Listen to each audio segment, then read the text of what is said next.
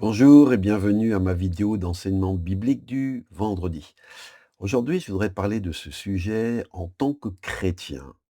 Comment se comporter avec les autres? Eh bien, on va voir 5 choses que Dieu nous demande de suivre, de respecter dans nos relations avec notre prochain. Je veux lire ce texte de la Bible dans l'épître de Paul à Tite, chapitre 3, versets 1 et 2. Je lis dans la version du Semeur. Paul écrit à son collaborateur Tite en disant ceci.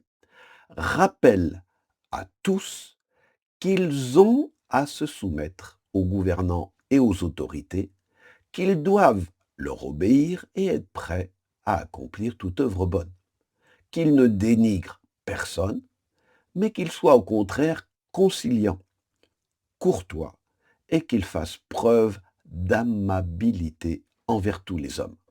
Donc, Tite, chapitre 3, versets 1 et 2. Alors on va revenir sur ce verset parce qu'on y découvre 5 choses que Dieu attend de nous dans nos relations avec les autres êtres humains. Première chose, Dieu nous demande d'être respectueux de ceux qui sont en position d'autorité. Il y a certains êtres humains, Dieu leur a donné un mandat d'autorité et il nous appartient de respecter. Et il est dit, voilà, afin d'être prêt à toute œuvre bonne. Les autorités, normalement, si elles exercent légitimement leur mandat, doivent favoriser le bien.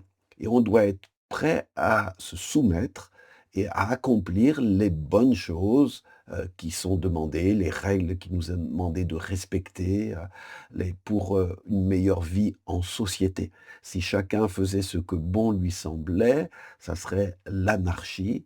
Voilà, chacun voudrait imposer sa propre loi. Non, Dieu est un Dieu d'ordre, il a institué des autorités. Dans la mesure où ces autorités nous demandent des choses qui sont bonnes pour tous, pour le bien-être de tous, nous ne devons pas jouer perso, nous devons nous soumettre et obéir aux autorités.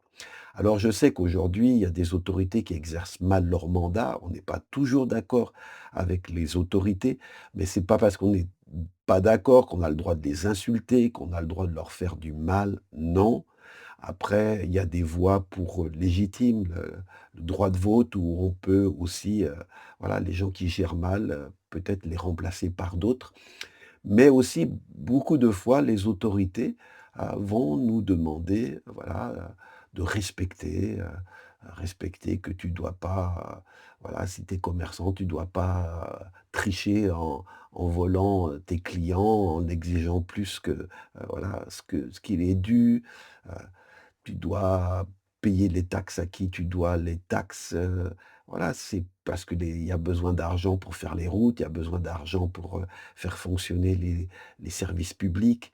Donc, la 1 chose, c'est acceptons, l'autorité quand elle exerce u un mandat juste, nous devons nous soumettre, être respectueux et obéissants aux autorités.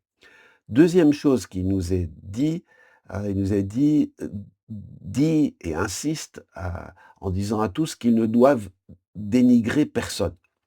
Alors qu'est-ce que ça veut dire dénigrer? Bah, dénigrer, ça veut dire du mal de quelqu'un. C'est attaquer la réputation de quelqu'un, noircir la réputation de quelqu'un, chercher à rabaisser quelqu'un, à le discréditer. Et nous sommes êtres humains des champions dans cette discipline.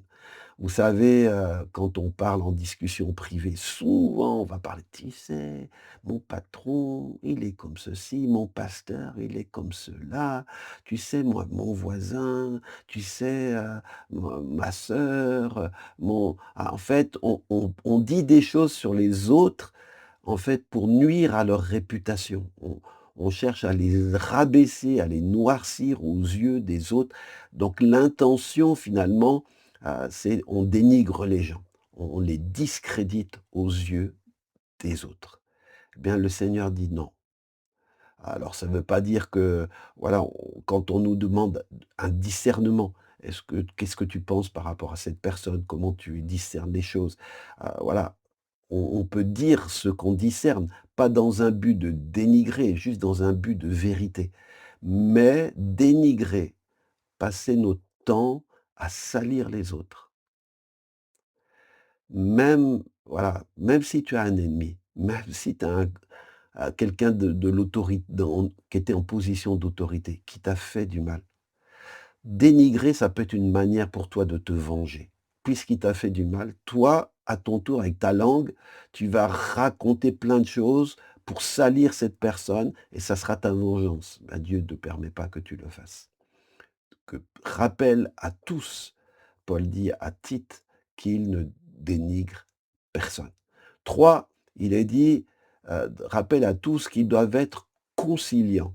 Ça veut dire quoi être conciliant? Être conciliant, ça veut dire chercher à maintenir la bonne entente avec les autres en faisant des concessions. Vous savez, souvent c'est la bagarre, qui aura le dernier mot? Voilà, est-ce que c'est moi qui vais gagner ou est-ce que c'est l'autre qui va gagner? Eh ben, être conciliant, c'est chercher que ni l'un ni l'autre ne perdent. Par exemple, heu je donne un exemple récent, on est en promenade, il veut continuer la promenade, les autres ils sont fatigués, ils veulent rentrer, donc il y a 2 camps, il y a un qui se dispute: «Ah non, allez, on est voilà, on continue», puis les autres disent: «Non, on est fatigués, on veut rentrer», donc être conciliant, bah, c'est de dire: «OK, OK, on va respecter ceux qui veulent rentrer, qui sont fatigués, ils vont commencer à rentrer doucement. Ceux qui sont en forme, qui veulent continuer un peu, on va faire un petit bout de chemin, mais on n'ira pas jusqu'au bout et puis après on revient et on vous rattrape, en chemin et on va finir le chemin ensemble». Ça, c'est être conciliant, c'est trouver un moyen où il y a pas un perdant, un gagnant, mais les 2 sont, gagnants. On fait des concessions et vous savez, si tu es marié, souvent, les problèmes dans le couple, c'est que, c'est le mari qui veut avoir raison, c'est la femme qui veut avoir raison à tout prix et on se bagarre. Ben non, souvent, pour maintenir la paix, l'harmonie, c'est chacun fait un peu de concession. Chacun, va un peu vers l'autre pour essayer de concéder et trouver un terrain commun où les 2 sont satisfaits. C'est ça être conciliant. Eh bien, Dieu te demande de cultiver cette qualité dans ta relation avec les autres. 4, il nous dit d'être courtois. Alors ça veut dire quoi courtois? C'est des mots, dans la traduction Semeur, peut-être un peu compliqués, mais c'est parler avec politesse, courtois. Voilà, on ne parle pas à ses parents, on dit pas voilà, on parle avec respect, avec, politesse, voilà, quand tu vas faire des courses, ben, la caissière qui est là, même s'il y a une longue queue devant et elle a été un peu lente, elle a discuté un peu avec la truc. Quand tu vas venir, c'est pas: «Ah bah alors, hein, vous aurez pu vous dépêcher, hein, ça fait longtemps que je suis dans la queue, hein. Oh, qu'est-ce que vous faites alors? Vous êtes trop lente, hein», non. Ah ben, elle est là, elle est assise, elle fait son travail, ben, être courtois, c'est être poli. «Bonjour madame», voilà, juste «bonjour». Je sais pas, des fois, moi, ça m'est arrivé. Je voulais demander un renseignement à quelqu'un, j'étais perdu et je m'approche, je dis: «S'il vous plaît, est-ce que vous pouvez me mettre la route?» et puis il me répond: «Bonjour». Dans le sens que vous avez mal commencé. Vous tout de suite, vous oubliez d'être poli, d'abord de vous rencontrez une personne, vous lui dites bonjour, voilà. Vous êtes poli et après vous lui demandez, de quoi vous avez besoin. Ça, c'est une manière qui plaît à Dieu dans nos relations avec les autres. Et la cinquième chose, il est dit dans ce verset, donc je vous encourage vraiment à méditer, Tite 3, versets 1 et 2. Tite 3, versets 1 et 2, eh bien, il est dit: «Faites preuve d'amabilité envers tous les hommes». C'est-à-dire être gentil, aimable. Voilà, vous voyez une personne, dans nos villes parfois, on doit traverser la route et puis, il y a beaucoup de voitures. Bah, tu vois une personne un peu âgée, je pense à Paris dernièrement, j'avais vu ma femme, il y a une vieille dame, lui a demandé on était pressés, mais qui a demandé: «Aidez-moi à traverser». Cathy, mon épouse, gentiment, a donné le bras à cette vieille dame, elle l'a aidée à traverser. C'est être aimable, être aimable et voilà, Heu, aussi dans les couples, parfois, on n'est pas aimable, on est grognon. Moi, je parle avec ta femme avec amabilité. Même si tu as quelque chose à lui dire, dis-lui de manière gentille Et il est dit, c'est intéressant dans le verset, dit: «Soyez dites-leur aux chrétiens de faire preuve d'amabilité envers tous les hommes». Parce qu'il y en a certains, c'est facile d'être aimable avec eux, c'est des gens gentils. Mais il y en a d'autres, oh là là, quand ils sont grognons, ils sont pénibles, on a du mal à les supporter. Être aimable avec eux, bah, c'est compliqué. Mais Dieu te demande de le faire. Et tu sais, c'est peut-être ton amabilité qui va radoucir les autres et les faire changer. Et je vais juste vous dire un exemple. Des fois, on parle de être chrétien, l'évangélisation, le témoignage. Les gens, avant que tu parles, avant que tu fasses ton sermon, avant que tu prêches, bah, il faut le croire en Jésus, et cetera. Les gens, ils te lisent d'abord ton comportement, comment tu te comportes. Et si tu as pas été poli, si tu as pas été aimable, tu peux essayer de placer ton Jésus, mais la personne dira: «Ah bah, écoute, ton Jésus, j'en veux pas parce que s'il te ressemble, non merci, moi voilà. Mais si les gens voient dans ta manière de te comporter, de la manière dont tu interagis avec eux, ta gentillesse, ta politesse, ça va leur parler, ça va les marquer. Vous savez, juste un petit mot de témoignage, dernièrement, avec ma femme, on est allé pour se promener près d'un lac et là, il y a un petit kiosque, on peut manger un petit bout et on s'est arrêté pour manger et il y avait la patronne qui était là et ça fait plusieurs fois qu'on voit la patronne, on parle, on essaye d'être gentil avec elle, aimable et puis là, en fait, elle est venue nous voir et puis elle a commencé à ouvrir son cœur.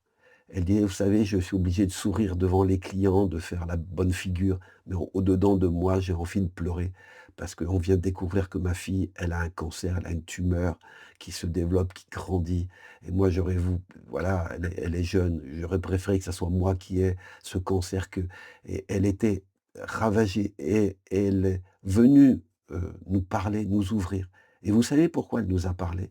Elle a dit: «Je vous raconte tout ça alors que je ne le raconte pas à mes autres clients, parce que dans les quelques contacts que j'ai eus avec vous, je me suis rendu compte que vous étiez des gens aimables, vous étiez des gens gentils et quand on rencontre des gens aimables et gentils, bah, ça nous met en confiance et ça nous donne envie, de nous ouvrir à eux, de nous confier en eux. Alors rappelle-toi, 5 choses que Dieu te demande. Sois respectueux vis-à-vis de tes autorités. 2, ne salis la réputation de personne. Ne cherche pas à noircir les autres, heu, voilà, à leur faire du mal en disant de mauvaises choses derrière leur dos. 3, au lieu de toujours vouloir avoir raison et le dernier mot, cherche à être conciliant.